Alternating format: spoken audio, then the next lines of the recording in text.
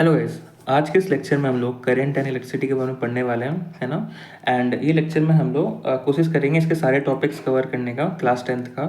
And जल्दी से जल्दी ख़त्म करना है एंड कंसेप्चुअली भी पढ़ेंगे कि सब कुछ समझ आए। अगर आप अभी अगर आप ज़ीरो लेवल पे हो, है ना, ज़ीरो लेवल पे हो, तब भी आपके लिए ये वीडियो मोर देन सफिशिएंट होगा। आप अच्छा स्कोर कर सकते हो अपने बोर्ड्स एग्ज़ाम में। सबसे पहले जैसे इसका नाम बता रहा है ना, नाम क्या बोल रहे हो, पहले इसको तो हटा दो, ये जो है ना, बिना मतलब का चीज़ें नहीं रखेंगे। हाँ, तो जैसे इसका नाम बता रहा है करंट। करंट क्या होता है? Current is the flow of anything. किसी भी चीज़ में अगर फ्लो है, कोई भी चीज़ अगर मूव कर रहा है, तो उसको हम लोग करंट के क्राइटेरिया में डाल सकते हैं। हम लोग को करंट देखने को मिलता है ओशंस का, ठीक है। ओशंस में जो वाटर मूव करते हैं ना, जो आप देखते होगे लास्ट में जो बीचेस होते हैं, जो पानी बार बार लहर लहर होता है ना, लहर, तो वो एक ओशन करंट ही है। ऐसा ही होता है। तो करंट मतलब कोई भी चीज़ का अगर मूवमेंट हो रहा है तो उसको हम लोग करंट का क्राइटेरिया में डाल देते हैं। और इलेक्ट्रिसिटी क्या होता है? इलेक्ट्रिसिटी क्या होता है? The movement of charges. अगर आपके चार्जेस मूव कर रहे हैं तो वो आपका इलेक्ट्रिसिटी हो जाता है। अब यहाँ पे बात ये है कि मूवमेंट ऑफ चार्जेस को हम लोग करंट बोल सकते हैं। It is a current. तो यही सीन है। तो हम लोग इस चैप्टर में सबसे पहले तो चार्जेस के बारे में पढ़ेंगे, उसके बाद हम लोग करंट के बारे में पढ़ेंगे, एंड उसके बाद हम लोग पढ़ेंगे कि रीज़न क्या है, ये करंट आने का रीज़न क्या है वो पढ़ेंगे। और इसके कारण मतलब जो करंट के कारण जो फेनामेनान्स है ना, वो चीज़ हम लोग पढ़ेंगे। यही हमारा चैप्टर है टोटल, कि चार्जेस क्या होते हैं, उसके बाद करंट पढ़ेंगे, उसके बाद करंट आने का रीज़न क्या है, उसके बाद उस पर फेनोमेनस जो है वो पढ़ेंगे। ठीक है, तो आगे बढ़ते हैं। सबसे पहले चार्जेस के बारे में पढ़ते हैं। ठीक है, चार्जेस क्या होते हैं? तो charges, it is a property of matter. क्या लिख दिया मैंने? मैटर क्या, मैटर ही क्या होता है? Only matter. हाँ, it is a property of matter. ठीक है, ये एक प्रॉपर्टी है मैटर का, बस आप अभी इतना लिख सकते हो। और इसमें एक्स्ट्रा चीज़ क्या लिख सकते हो कि इन charges like repel, like and unlike charges attract each other. इसका मतलब क्या है कि आपके जो लाइक चार्जेस हैं वो एक दूसरे को रिपेल करते हैं, अनलाइक चार्जेस अट्रैक्ट करते हैं। अब आपको हो रहा होगा डाउट कि भाई इसको विजुअलाइज कैसे करें। तो विजुअलाइज करने के लिए मैं सिंपल फंडा बता रहा हूँ आपको जब भी मैं चार्जेस के बारे में बोलूँ, आपको चार्जेस को एज अ मैग्नेट कंसिडर करना है। ठीक है, आपको चार्जेस को एज अ मैग्नेट कंसिडर करना है। कैसा मैग्नेट? मान लो अगर पॉजिटिव चार्ज है तो उसको आप as a north pole consider करोगे, और अगर नेगेटिव चार्ज है तो उसको as a south pole consider करोगे। वैसे आपको इस चैप्टर मतलब क्लास 10th में आगे आने में पता चलेगा कि कभी भी सिंगल पोल नहीं होता है, हमेशा नॉर्थ और साउथ कोई भी मैग्नेट में मिक्स में रहता है। बट हम लोग सोच रहे हैं ना, सोचने में क्या खराबी है? ऐसा होता तो नहीं, हम लोग बस तुम्हारा ईजी समझने के लिए कर रहे हैं कि हाँ समझ अच्छे से आ जाए। तो जब ये नॉर्थ है तो उसको हम पॉजिटिव कंसिडर करेंगे, नेगेटिव साउथ। तो अब आप बताओ, अगर नॉर्थ और नॉर्थ पोल को पास में रखोगे तो क्या होगा? दोनों में रिपल्शन आएगा, है ना, ऑब्वियसली। तो वैसे ही अगर लाइक चार्जेस मतलब पॉजिटिव और पॉजिटिव को पास में रखोगे तो आपको सेम रिपल्शन देखने को मिलेगा। नेगेटिव और नेगेटिव को साथ में रखोगे तो आपको सेम रिपल्शन देखने को मिलेगा, क्योंकि साउथ और साउथ को भी पास में रखोगे तो रिपल्शन देखने को मिलेगा, है ना, रिपल्शन देखने को मिलेगा ही ऑब्वियसली। तो अगर जब भी लाइक चार्जेस है ना, लाइक चार्जेस है तो आपका लाइक चार्जेस में रिपल्शन देखने को मिलेगा। वहीं अगर आप नॉर्थ और साउथ ले रहे हो, अनलाइक, अनलाइक मैग्नेट्स पोल्स। तो आपका यहाँ पे अट्रैक्शन देखने को मिलेगा। तो सेम ऐसे ही हम लोग को पॉजिटिव एंड नेगेटिव में भी देखने को मिल जाएगा। तो चार्जेस के प्रॉपर्टी क्या होते हैं कि वो एक दूसरे को अट्रैक्ट करते हैं और ये कोई भी मैटर का एक प्रॉपर्टी होता है।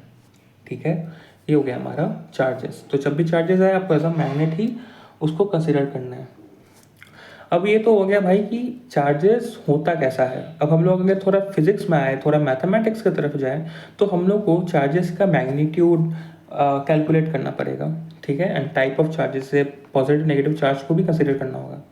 तो सबसे पहले चार्ज को मापने के लिए हम लोग कोई भी मैग्नीट्यूड का यूज़ करते हैं ऑब्वियसली, और उसके साथ एक ऐसा यूनिट यूज़ करते हैं कोई भी चीज़ को। जैसे मान लो कि आपको अगर वेट नापना है ना, तो सबसे पहले आप एक मैग्नीट्यूड यूज़ करोगे और एक ऐसा यूनिट यूज़ करोगे, ये यूनिट यूज़ करोगे। ऐसा ही तो मैंने लिख दिया। कैसे होगा, जैसे मान लो कि किसी का वेट 60 है तो 60, और यहाँ पे ऐसा यूनिट केजी यूज़ करते हैं। तो ऐसे ही कोई भी चीज़ का मेजरमेंट होता है, तो चार्ज का भी मेजरमेंट सेम होगा। जो भी आपका है चार्ज मान लो मैग्नीट्यूड में x है, और ऐसा यूनिट हम लोग इसका कूलॉम यूज़ करते हैं। कूलम, जिसको हम लोग शॉर्ट में एज अ सी लिख देते हैं बस। मान लेते हैं किसी का अगर मैग्नीट्यूड 1 है तो 1c ऐसे लिख दोगे। चार्ज को हम लोग क्यू, स्मॉल क्यू या कैपिटल क्यू से डिनोट करते हैं। तो ये सीन हो गया। तो ऐसे यूनिट होता है इसका कूलॉम। ओके, ये शॉर्ट हो गया। अब आपसे ये तो हो गया कि 1 कूलम होता है। अब यहाँ पे एक क्वेश्चन आएगा कि चार्ज का स्मॉलेस्ट यूनिट कौन सा है। स्मॉलेस्ट यूनिट कौन सा है? तो इसका आंसर सीधा साधा है, इलेक्ट्रॉन्स। अब आपको डाउट आएगा भाई इलेक्ट्रॉन्स क्यों होता है सबसे स्मॉलेस्ट यूनिट। तो आ जाओ ये समझते हैं कि चार्जेस पहले आते कहाँ से हैं और सबसे स्मॉलेस्ट यूनिट इलेक्ट्रॉन कैसे हो सकता है। यहाँ पे आप प्रोटॉन भी लिख सकते हो, कोई इशू नहीं है, प्रोटॉन भी यूज़ कर सकते हो। अब जैसा आपने क्लास 9 में पढ़ा था, न्यूक्लियस होता है ना, एन से मैं डिनोट कर दे रहा हूँ, और उसके अराउंड जो है सेल्स होते हैं, है ना, सेल्स होते हैं। सेल्स में आपके होते हैं इलेक्ट्रॉन्स जो घूमते रहते हैं। ठीक है, अब अगर ये इलेक्ट्रॉन इससे निकल जाए कैसे भी करके, बहुत सारा मेथड हो सकता है ना, इलेक्ट्रॉन को आपने निकाल दिया तो आपका क्या हो जाएगा, इस पर पॉजिटिव चार्ज आ जाएगा। ये जो एटम है इस पर पॉजिटिव चार्ज आ जाएगा। ठीक है, क्यों? क्योंकि जो इनिशियली था नंबर ऑफ इलेक्ट्रॉन बराबर नंबर ऑफ प्रोटॉन था, देयरफॉर इट वाज न्यूट्रल। अब क्या हो गया कि number of proton greater than number of electron हो गया, क्योंकि इलेक्ट्रॉन तो निकल गया। तो देयरफॉर इस पे अब पॉजिटिव चार्ज आएगा एटम पे। तो यहाँ पे खेल किसके कारण हुआ? इलेक्ट्रॉन के कारण ही खेल हुआ। और अगर एक इलेक्ट्रॉन निकला तो उस पर सबसे स्मॉलेस्ट यूनिट आ जाएगा चार्ज का। ठीक है, तो इलेक्ट्रॉन ही सबसे स्मॉलेस्ट यूनिट होता है चार्ज का, और जिस पे चार्ज जान लो कितना होता है, इलेक्ट्रॉन पे चार्ज होता है 1.6 इंटू 10⁻⁻19 कूलॉम। तो ये चीज़ आपको याद करना पड़ेगा कि इलेक्ट्रॉन पे चार्ज कितना होता है। तो ये सीन हम लोग का सेट हो गया। ठीक है, अब आपसे बोर्ड्स में कुछ क्वेश्चंस पूछते हैं जनरली कि आप बताओ कि आपके पास टोटल 5 इलेक्ट्रॉन्स हैं, देन टोटल चार्ज बताएं।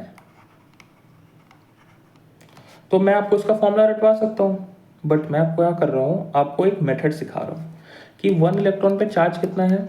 मान लेते हैं x है, तो 5 इलेक्ट्रॉन्स पे कितना होगा, 5x होगा। तो आंसर आपका निकल जाएगा।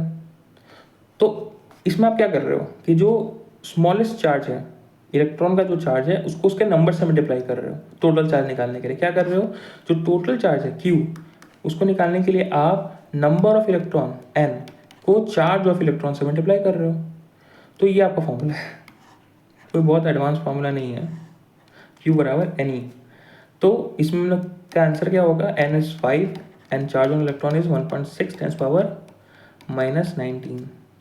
5 से 30, 3 हाथ में 8 पॉइंट, तो 10⁻⁻19 कूलॉम आंसर होगा। आपसे ऐसे भी पूछ सकता है कि क्वेश्चन दे देगा और आपसे पूछ देगा कि टोटल चार्ज जो है वो आपका कैसे बताऊँ, टोटल चार्ज 8 इंटू 10⁻⁻19 कूलॉम है, then number of electrons are, ऐसे भी तो पूछ सकता है। तो इसके लिए हम लोग Q बराबर N ही ले लेते हैं। आपको N निकालना है तो Q/E हो जाएगा, ठीक है। तो N बराबर Q कितना है 8 10⁻⁻19, E कितना होता है 1.6 10⁻⁻19, तो 5 आ जाएगा। ये एक्चुअली ऊपर वाला क्वेश्चन का ही अब रिवर्स हमने कर दिया। चार्ज यहाँ पे कितना था, यहाँ पे चार्ज आपका इतना था तो उतना ही मैंने ले लिया, तो N ऑब्वियसली 5 आना ही था। तो ऐसे क्वेश्चन आते हैं, ठीक है। तो आपका इलेक्ट्रिक चार्ज के बारे में आपने सफिशिएंट जान लिया है, यही सीन होता है। तो इससे हम लोग को क्या, इसमें मेन फॉर्मूला क्या है, Q बराबर NE, दैट्स ऑल, और E का वैल्यू। ये चीज़ आपको यहाँ तक अभी याद करना चाहिए थोड़ा, या आप क्वेश्चन बनाओगे खुद ब खुद आपको याद हो जाएगा, ठीक है। ये जो दो क्वेश्चन दिया मैंने, आप इसको अटेम्प्ट करो, आपको याद हो जाएगा खुद ब खुद। अब आता है हम लोग का करंट। जैसे मैंने बोला था हम लोग वैसे ही चलेंगे। करंट में क्या होगा, ये जब चार्जेस हैं, कोई भी charges, for example positive charge, अगर वो मूव करने लगेगा लेकिन कोई स्पेसिफाइड डायरेक्शन में, ठीक है, डायरेक्शन होना जरूरी है, इधर उधर मूव नहीं करना, स्पेसिफाइड, ठीक है, तो उसको हम लोग करंट का नाम दे देंगे, इलेक्ट्रिक करंट, है ना, इलेक्ट्रिक करंट। क्योंकि करंट तो बहुत टाइप के होते हैं, तो यहाँ पे इलेक्ट्रिक करंट। लेकिन अब हम लोग को पता है कि हम लोग क्लास 10th में करंट बस हम लोग को इलेक्ट्रिक का ही पढ़ाया जाता है, तो आप लोग जनरली करंट लिख सकते हो, बट ज़्यादा बेटर होगा कि आप इलेक्ट्रिक करंट लिखो। एग्जाम में अगर क्वेश्चन आ रहा तो आप इलेक्ट्रिक करंट लिख सकते हो, करंट भी लिख सकते हो, दोनों अलाउड है, बट एक होता है ना अच्छा इंप्रेशन शो करना, तो आप इलेक्ट्रिक करंट लिख सकते हो। तो ये हो गया। तो जब भी पॉजिटिव चार्ज मूव करेगा तो उसके कारण, या पॉजिटिव नेगेटिव, नेगेटिव भी हो सकता है, ऐसा नहीं है, नेगेटिव भी हो सकता है। अब मैं आपको बताता हूँ कैसे मूव करता है। तो सबसे पहले हम लोग क्या करते हैं, एक मेटल का बॉडी ले लेते हैं, ठीक है, जिस पे बहुत सारे न्यूक्लियस हैं, है ना, बहुत सारे न्यूक्लियस हैं, ठीक है, और उससे अटैच्ड इलेक्ट्रॉन्स हैं, बहुत सारे इलेक्ट्रॉन्स हो गए। मट पे सबसे ऊपर वाला दिखा दे रहा हूँ, ऊपर वाले में बस एक इलेक्ट्रॉन है ऐसा मान रहा हूँ, ठीक है, अटैच इलेक्ट्रॉन्स होंगे जो रिवॉल्व कर रहे होंगे। अब एक चीज़ आपको पता होगा, ये नहीं पता तो मैं बता देता हूँ, मेटल्स जो होते हैं उनका काबिलियत क्या होता है कि वो अपना इलेक्ट्रॉन, जो अपर मोस्ट इलेक्ट्रॉन होता है ना, अपर मोस्ट, उसको डोनेट कर देते हैं, डोनेट, ये उनका प्रॉपर्टी होता है। मेटल हमेशा इलेक्ट्रॉन डोनेटिंग नेचर का होता है, मेटल हमेशा इलेक्ट्रॉन अपने पास रखना पसंद नहीं करता, वो दे देना पसंद करता है। तो जैसे कि मान लो सोडियम है, Na लिखते हैं सोडियम को, तो वो हमेशा अपने में से एक इलेक्ट्रॉन निकाल देगा और Na पॉजिटिव बनाएगा और एक इलेक्ट्रॉन अपने से निकाल देगा, मतलब अपना शेल से दूर कर देगा। शेल से दूर करने का मतलब क्या होता है, पॉजिटिव न्यूक्लियस है, उसके अराउंड इलेक्ट्रॉन रिवॉल्व कर रहा है, तो उस पर अगर इसके पॉजिटिव न्यूक्लियस के थ्रू अगर ज़्यादा फोर्स फील नहीं हुआ, है ना, तो वो इलेक्ट्रॉन वैसे ही दूर चलता जाएगा। तो यही फोर्स का ही खेल है भाई, जो ज़्यादा फोर्स इलेक्ट्रॉन पर लगाएगा उसका इलेक्ट्रॉन जल्दी निकलेगा नहीं, जो कम फोर्स लगाएगा उसका इलेक्ट्रॉन निकल जाएगा। तो ये तो एटम टू एटम वेरी करेगा ना, तो इसीलिए मेटल्स का ये प्रॉपर्टी होता है। नॉन मेटल का इसका ऑपोजिट होता है, मान लो ऑक्सीजन है तो वो और इलेक्ट्रॉन ले ही लेता है, ठीक है। तो अब मान लेते हैं कोई भी मेटल है, ठीक है, तो उसमें जो इलेक्ट्रॉन होगा वो उससे हमेशा दूर हो जाएगा, उसमें रहेगा नहीं, है ना। अभी पास है, क्या पता इधर आ जाएगा, है ना, कहीं भी आ सकता है, कुछ गारंटी नहीं है, मतलब, लेकिन उसमें अट्रैक्शन में नहीं रहेगा, वो फ्री होगा, है ना। यहाँ पे होगा फ्री इलेक्ट्रॉन,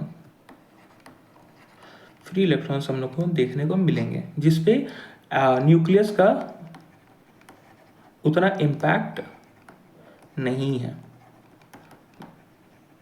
ठीक है, उतना उसको खींच के नहीं रखा हुआ है ना भाई। तो यही सीन है।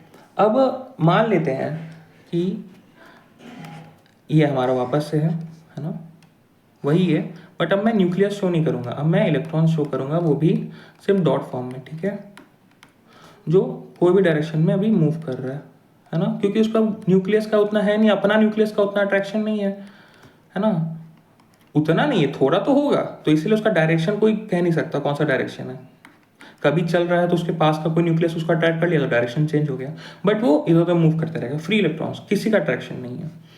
अब जैसे ही यहाँ पे आप एक बड़ा नेगेटिव चार्ज ला के रख दोगे और यहाँ पे एक बहुत बड़ा पॉजिटिव चार्ज ला के रख दोगे, कैसे भी करके, मान लो यही सोडियम पॉजिटिव यहाँ रख दिए और ओ नेगेटिव यहाँ पे दबा के रख दिए पूरा, तो क्या होगा, इस पर एक फोर्स फील होगा जो उसको इस डायरेक्शन में जाने के लिए मजबूर करेगा, इस डायरेक्शन में सारे इलेक्ट्रॉन सब इस डायरेक्शन में जाना मजबूर हो जाएंगे, एक डायरेक्शन स्पेसिफाई हो जाएगा, जो पहले डायरेक्शन स्पेसिफाई नहीं था वो डायरेक्शन स्पेसिफाई हो जाएगा, ठीक है, एक ये डायरेक्शन नेगेटिव टू पॉजिटिव, और सारे इलेक्ट्रॉन्स मूव करेंगे, तो यहाँ पे हम लोग को इलेक्ट्रिक करंट देखने को मिलेगा।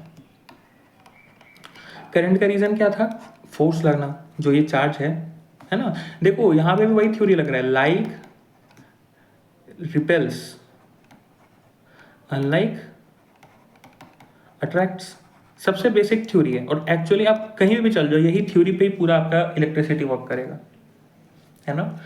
तो ये हो गया, तो बैटरी तो यही करता है भाई, मैं आपको पहले ही बता देता हूँ, बैटरी यही करता है, एक साइड पे नेगेटिव पूरा चार्ज बढ़ जाएगा, एक साइड पे पॉजिटिव बढ़ जाएगा, और उसके कारण करंट फ्लो करेगा, तो करंट देखने को मिलेगा।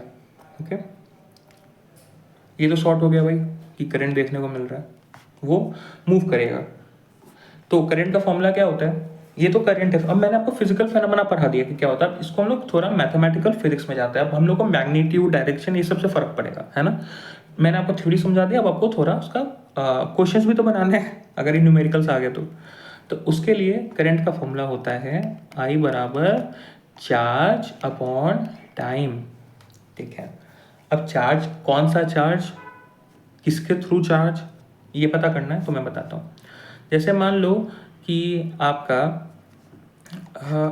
ये है, कोई भी एक मेटल का बॉडी है ना, जिसके थ्रू करंट फ्लो कर रहा है, ठीक है।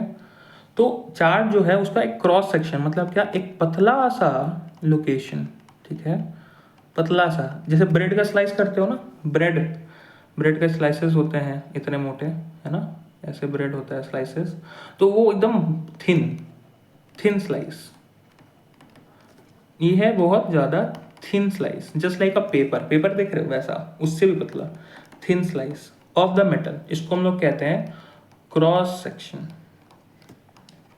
मतलब क्या, उसको लो और चाकू से काट के एकदम पतला जितना हो सकता है वो एरिया ले लो, मिनिमम पतला, ठीक है, मिनिमम जितना हो सकता है, ठीक है, तो उसको हम लोग क्रॉस सेक्शन कहते हैं। तो जो चार्जेस हैं flowing through a cross section,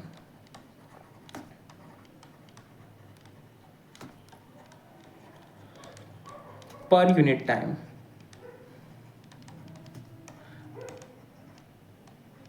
is electric current. मतलब क्या, वो जो क्रॉस सेक्शन पतला सा निकला, अभी मान लो इसमें करंट फ्लो कर रहा है ना, चार्जेस फ्लो कर रहे हैं, तो जो चार्ज ये क्रॉस सेक्शन के थ्रू क्रॉस कर गया एक पर्टिकुलर टाइम में, है ना, पर यूनिट टाइम, मतलब एक सेकंड में जितना भी चार्ज फ्लो कर जाएगा उसको हम लोग करंट कहेंगे। ओके ओके, समझ गए आप। तो आप इसको अगर बोल दे कि डिफाइन वन, रुको, ये भी नहीं कर सकते हैं क्योंकि मैंने आपको इसका ऐसा यूनिट नहीं बताया, ऐसे यूनिट पढ़ा देता हूँ फिर ये वाला क्वेश्चन बताऊंगा, ठीक है। तो यही हो गया आपका करंट। तो करंट का फॉर्मूला क्या होता है, I बराबर Q अपॉन T, बेसिक चीज़ है, ठीक है। अगर इसी में आपसे पूछ दे कभी कि बताओ चार्जेस कितने फ्लो कर रहे हैं, तो आप Q बराबर IT लिख सकते हो, ठीक है। तो ये तो वो आपके चॉइस, आप पे क्वेश्चन है, इतना तो आप दिमाग लगा सकते हो कि हाँ भाई आपको फॉर्मूला पता है, उसमें से कोई भी दो चीज़ दे देगा, एक चीज़ पूछ देगा, ये तो ऑब्वियस होता है। आपको जब भी फॉर्मूला दे, फॉर्मूला याद कर लो बस, और फिर देखो कि आपसे कोई दो चीज़ गिवन है, हाँ वो खोजो बस, कौन सा दो चीज़ गिवन है। क्यू टी में मान लो कि I और Q गिवन है, T पूछ दे तो T आप बता सकते हो। तो यही सीन होता है, कोई भी दो चीज़ गिवन होगा, आपको एक चीज़ बताना होगा, ठीक है। ठीक है, तो ये हो गया। अब आते हैं इसका ऐसा यूनिट क्या होता है। तो आपको पता ही है, ऐसे यूनिट में तो आपको डिफाइन कर दिया है कि एक पहले मैग्नीट्यूड आएगा, फिर यहाँ पे यूनिट आएगा, है ना, ठीक है। तो यहाँ पे ऐसा यूनिट जो होता है वो होता है एम्पियर, जिसको हम लोग डिनोट करते हैं सिर्फ ए से, या बहुत लोग इसको AMP से भी डिनोट करते हैं। मैं तो प्रेफरेबली ऐसे ही करता था, बट मेजर आपको ये दिखेंगे, है ना, ए वाले। मेरे को AMP लिखने में एक अलग सा किक मिलता था, ठीक है। तो हम लोग का ये सीन हुआ, तो ऐसे यूनिट हो गया। अब आपसे पूछेगा डिफाइन 1 एम्पियर, 1 एम्पियर क्या होता है, ये आपसे क्वेश्चन पूछ सकता है। तो सबसे पहले इसके लिए मैंने आपको जो डिफिनेशन बढ़ाया वो सुनिए। Charges flowing through a cross section per unit time is electric current. इसी से हो जाएगा डिराइव सॉल्यूशन की it is the charge flowing, sorry यहाँ पे इट इज द नहीं, एक इसमें करेक्शन कर देते हैं, व्हेन 1 कूलॉम, क्योंकि 1 एम्पियर पूछ रहा है मेरे से, बस एम्पियर डिफाइन करने को नहीं बोल रहा, 1 एम्पियर डिफाइन करने को बोल रहा। तो लिखो when 1 coulomb flows through a cross section in 1 second, then it is 1 ampere, ठीक है। तो ये सीन है आपका, 1 एम्पियर इसे कहते हैं। तो ये क्वेश्चन आता है, इसमें थोड़ा अटपटा सा लगता है, बट अब यही है, आता ही ऐसा क्वेश्चन, तो क्या कर सकते हो। तो इसके लिए डिफिनेशन आप समझ लो बस कि क्या होता है, charges flowing through a cross section per unit time is electric current. तो करंट हमने कर दिया, ठीक है। अब आपसे मैं आपको कुछ हेल्प करने के लिए कुछ कुछ चीज़ें बता देता हूँ, ठीक है, कि जैसे माइक्रो, इसको हम लोग कहते हैं माइक्रो, ठीक है, और ये एम मिली, अगर ये किसी भी चीज़ के साथ लग जाए तो मतलब क्या हो जाता है कि वो जो ऐसा यूनिट है उसका वो 10⁻⁶ टाइम है, और ये उसका 10⁻³ टाइम्स है SI का, ठीक है।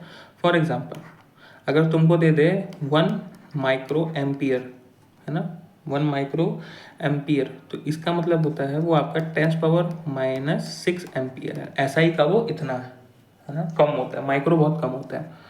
और अगर 1 मिली एम्पियर दे दे तो वो आपका 10⁻³ ऑफ SI हो जाता है, ठीक है। इसी याद करना पड़ता है, क्वेश्चंस आते हैं माइक्रो में, अगर आपको क्वेश्चन दे दिया तो फिर तो अरे क्या कर दिया मैंने, रुको, उस पर आ गया ना, उस पर नहीं आना चाहिए था। हाँ, तो यही है, ये आपको याद कर लोगे तो आपके लिए बेनिफिट हो जाएगा। ये भाई नोटिफिकेशंस बहुत मूड खराब कर देता है। आप अगर एक सेकंड रुकोगे तो मैं नोटिफिकेशन का कुछ उपाय कर देता हूँ, रुको। यस, मैंने कर दिया, अब नोटिफिकेशंस नहीं आएंगे। तो ये हो गया माइक्रो एंड मिली। क्वेश्चंस कुछ किया जाए, करते हैं। मैं क्वेश्चंस देता हूँ। क्वेश्चन ये है कि क्या कहें, ओ क्या कह सकते हैं, ठीक है। क्वेश्चन ये ले लो कि 500 कूलॉम, भाई नोटिफिकेशन रुक ही नहीं रहे।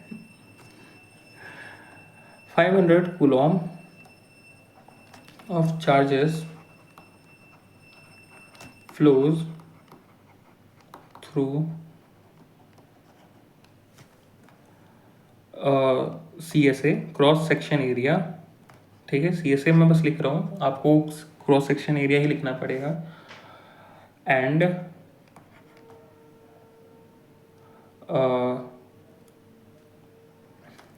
द टाइम ड्यूरेशन, नहीं लिख देते हैं, एंड द करंट इज कितना लिखे हैं,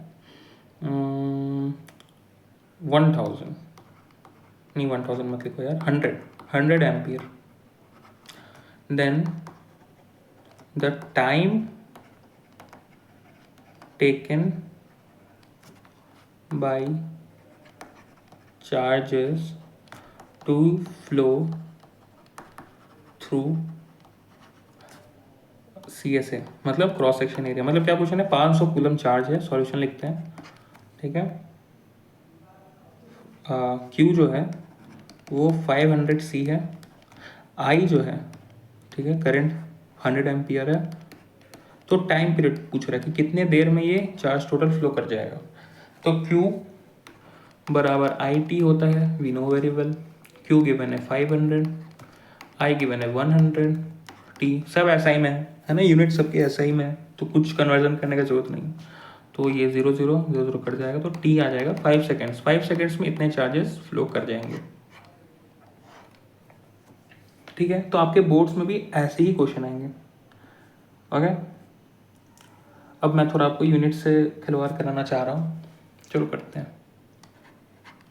क्वेश्चन क्या है, सेम चार्ज ले लेते हैं, Q बराबर 500 कूलॉम एंड करंट लिख लेते हैं, I बराबर 50 मिली एम्पियर्स। तो अब आप टाइम बताओ कितना होगा। तो Q बराबर IT, Q is 500 Coulomb, I अब हमारा SI में नहीं है तो SI में कन्वर्ट कर देते हैं, तो I बराबर 50 मिली एम्पियर्स है, तो इसको एम्पियर में कन्वर्ट करने के लिए 10⁻⁶। अब आपको डाउट आएगा कहाँ 10⁻⁶ लें, कहाँ 10⁻⁶ लें। तो जब भी मिली एम्पियर है तो वो ऑब्वियसली जब एम्पियर में जाएगा तो बहुत घटेगा, कम होगा ना, मिली एम्पियर बहुत छोटा चीज़ होता है ना। मान लो आपके पास 10 ग्राम है, तो उसको अगर केजी में कन्वर्ट करोगे तो वो तो घटेगा ना भाई, डिवाइड होगा। तो इसीलिए 10⁻⁶ यूज़ कर रहा हूँ, या तो आप 10⁻⁶ से डिवाइड कर दो, तो 10⁻⁶ और 10⁻⁶ से डिवाइड करना एक ही चीज़ होता है। तो ये हो गया, तो मैं यहाँ पे I लिख लेता हूँ 50 मल्टीप्लाइड बाई 10⁻⁶T। तो ये 0 0 कट जाएगा, यहाँ पे 10 आ जाएगा, और यहाँ पे 10⁻⁶ यहाँ डिवाइड में आ जाएगा T। 10⁻⁷ सेकेंड्स आप यूज़ कर सकते हो, ठीक है। तो यहाँ पे मिली एम्पियर नहीं था, मैंने सॉल्व इसको माइक्रो एम्पियर की तरफ से कर दिया, ठीक है। तो आप माइक्रो लिख लेना, है ना। मैंने गलती से -6 लिख दिया ना, क्योंकि -6 माइक्रो में यूज़ होता है। तो ये हो जाएगा आपका आंसर।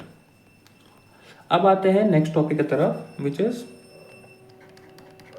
पोटेंशियल डिफरेंस,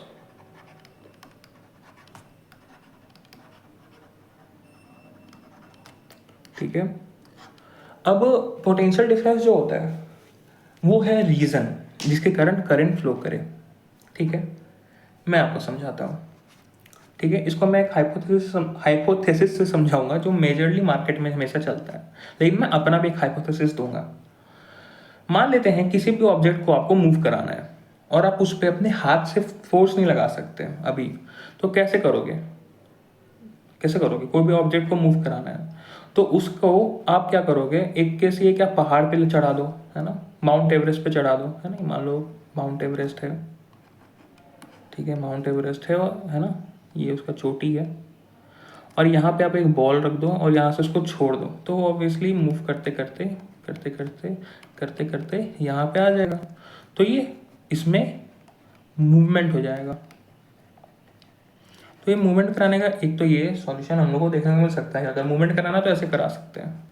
बट यहाँ पे मूवमेंट, ये जो मूवमेंट है ये हुआ क्यों, डाउट है कि ये आखिरकार ये कार्यक्रम हुआ क्यों, मूवमेंट क्यों हुआ, मूवमेंट क्यों हुआ। तो इसका रीजन है ग्रेविटेशनल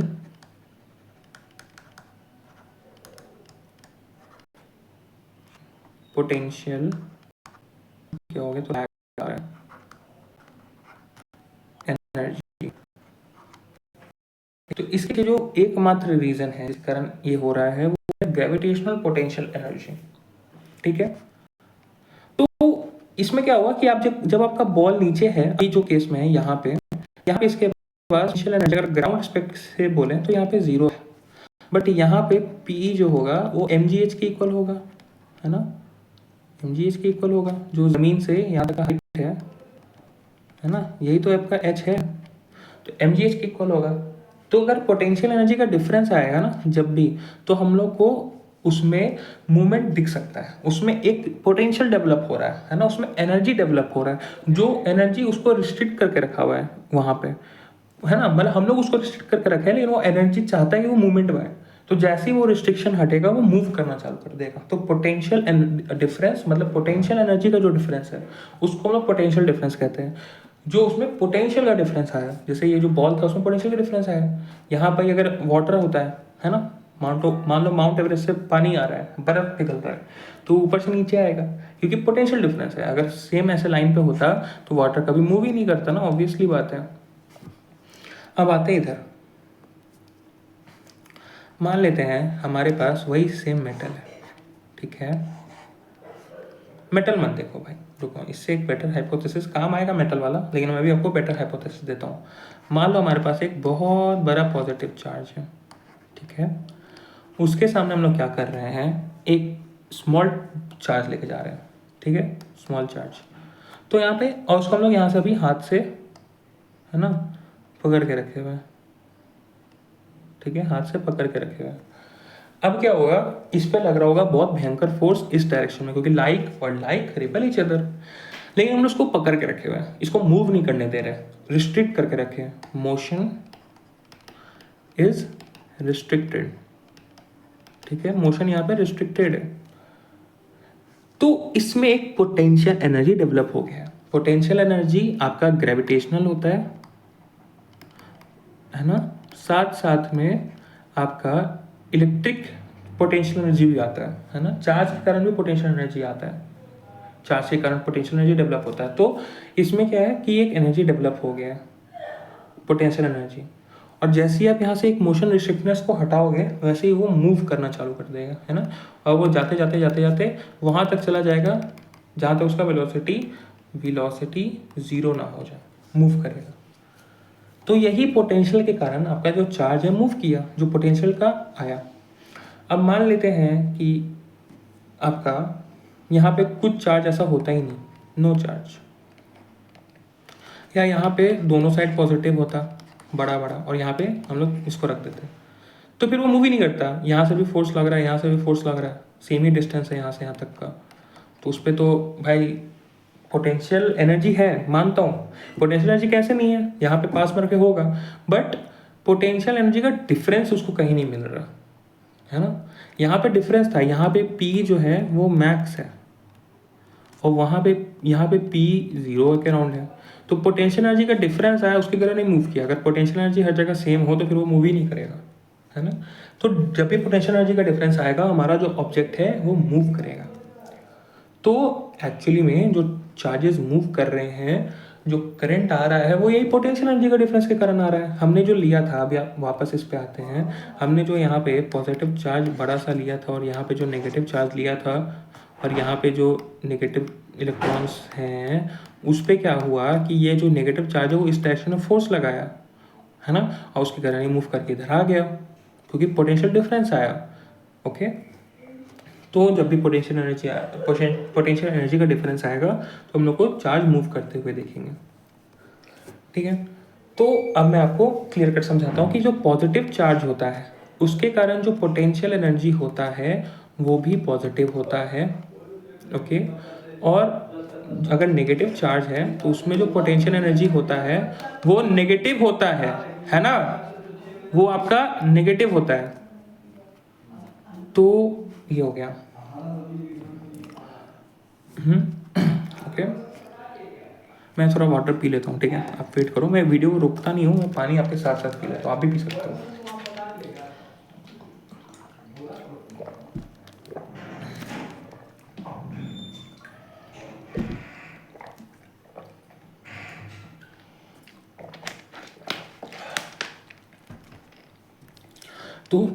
तो नेगेटिव चार्ज के कारण पोटेंशियल एनर्जी नेगेटिव होगा, पॉजिटिव के कारण पॉजिटिव होगा। कैलकुलेट कैसे करते हैं पोटेंशियल एनर्जी, तो चलो ठीक है, पोटेंशियल कैसे कैलकुलेट करते हैं।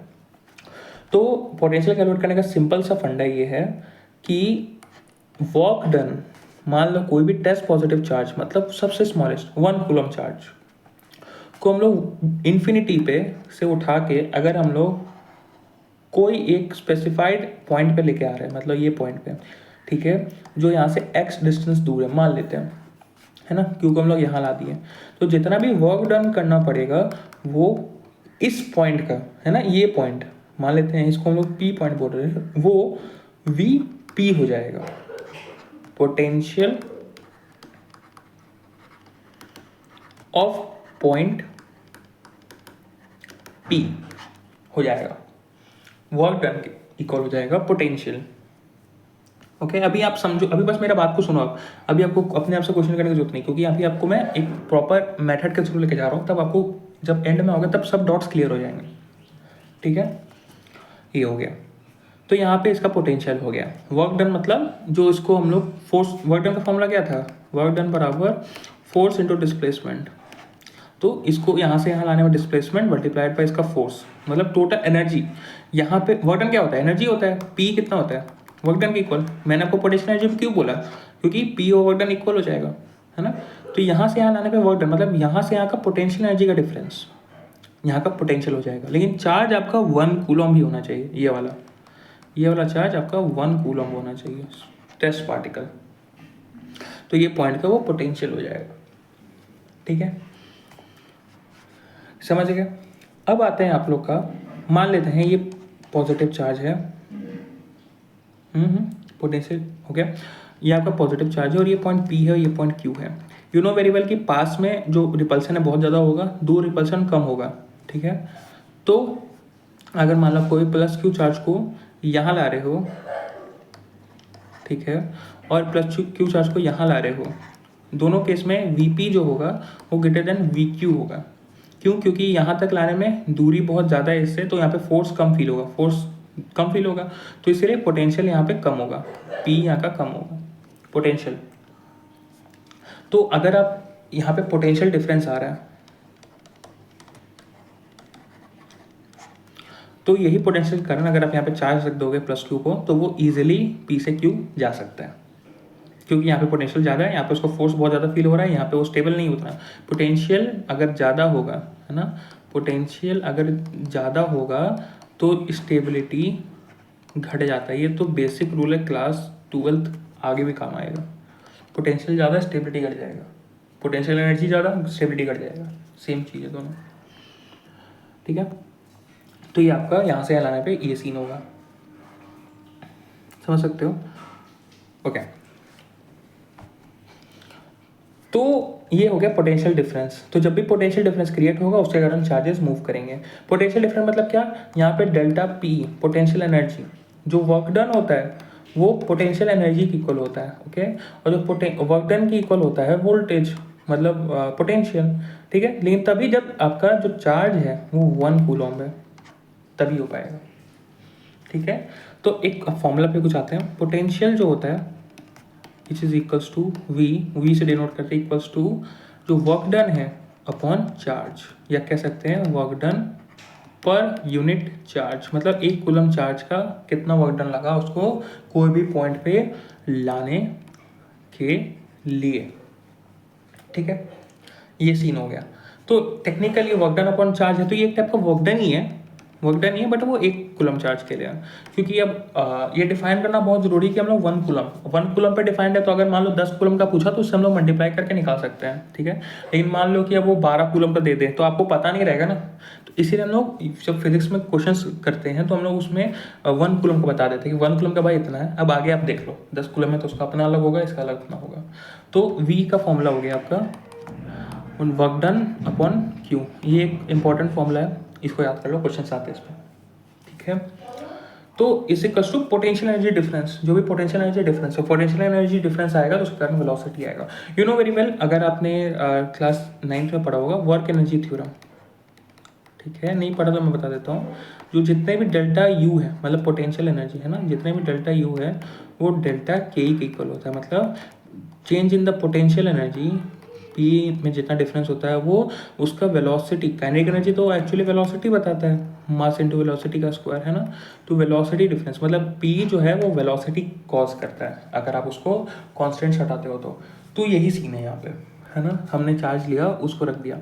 अब यहाँ पे आपको एक डाउट आएगा बाद में, अभी आता है कि हम लोग जो यहाँ पे पी ले रहे हैं पोटेंशियल एनर्जी, हम लोग यहाँ पे फोर्स क्यों नहीं लिए। इसको जो डिफाइन किए, वोल्टेज डिफाइन किए, उसको हम लोग फोर्स अपॉन चार्ज भी तो ले सकते थे। हम लोग अभी तक क्लास 9 से तो फोर्स ही पड़ रहा है हर जगह, फोर्स ले लो, क्योंकि एट दी एंड तो यहाँ पे फोर्स ही लग रहा है ना, चार्जेस पे फोर्स लग रहा है तो वो मूव कर रहा है, तो हम लोग फोर्स निकाल लेते हैं, ज़्यादा आसान होगा। हाँ, ये मेरे दिमाग में भी आया था, मेरा ही डाउट था एक्चुअली। तो ऐसा इसलिए नहीं करते ना भाई, इसका रीज़न ये है क्योंकि जो हमारे चार्जेस होते हैं, हम लोग को चार्जेस का स्पीड निकालना बहुत टफ है, क्योंकि चार्जेस जो मूव करते हैं वो एक सिंगल लाइन में मूव नहीं करते कि हाँ भाई यहाँ से यहाँ मूव करके, नहीं। चार्जेस जो होते हैं वो टकराते टकराते जाते हैं। हाँ, एक डायरेक्शन में बोला, इन एक डायरेक्शन में जाएंगे तो वो नेट जाएंगे, टकराएंगे। कभी मान लो ये है मेटल का बॉडी, तो यहाँ टकराएंगे, कभी यहाँ टकराएंगे, जाते जाते यहाँ यहाँ ऐसे ऐसे करके जाएंगे। कैसे उसका मूवमेंट होगा, ऐसे चार्ज ऐसे ऐसे ऐसे, कभी पीछे आया फिर आगे आया, लेकिन नेट वो आगे ही जाएगा, ऐसे करके जाएगा।